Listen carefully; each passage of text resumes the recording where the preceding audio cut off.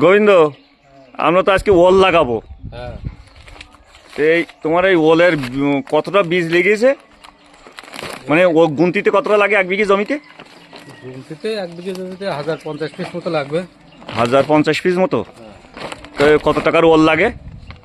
1050 piece মানে ধরো ওলের সাইজ হিসাবে তো ধরো 16 থেকে 18 কুইন্টাল ওল লাগে। 16 থেকে 18 কুইন্টাল লাগে। তো এই বছরের বাজার কত ওলের বীজের? এবছরে এখন বর্তমানে 5300 টাকা বাজার। 5300 টাকা বাজার। তার মানে 1 লাখ, এক বিঘে জমিতে 1,10,000 টাকার মতো ওল লাগবে। 1,10,000 টাকার ওল লাগবে। ওল লাগবে। আর সার লেবার আরও 10,000। হ্যাঁ, তা তো লাগবে। পরে আরো 10,000 লাগবে, মানে 1,30,000 টাকার মতো খরচ আছে মোট। চাষে একটু সারটা জৈব সারটা একটু বেশি করে মোটামুটি এ তো প্রচুর ওল, এ তো প্রচুর ওল।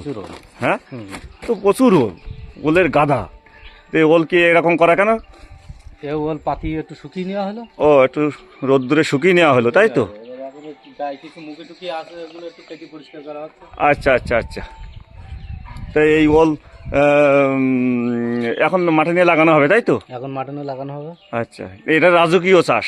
ওল হচ্ছে রাজকীয় চাষ। আচ্ছা আচ্ছা। তো প্রচুর ওল। এই ওল সব বইয়ে মাঠে নিয়ে যেতে হবে তো? সব নিয়ে যেতে হবে। এখানে ধরো 1170 পিস মতো আছে। 1170 পিস ওল আছে এই জায়গায়? হ্যাঁ, এখানে আছে। তো প্রচুর টাকা লাগাতে হবে। কিন্তু টাকা আবার যখন বিক্রি হলে তাহলে কত টাকা বিক্রি হবে? বিক্রির দামের উপর নির্ভর করে তো। তা মনে করো ডেরা বিক্রি তো হবেই, তাহলে উপরে যা হবে মোটামুটি 2-2.5 লাখ টাকা বিক্রি হবে, তাই তো? ঠিক আছে।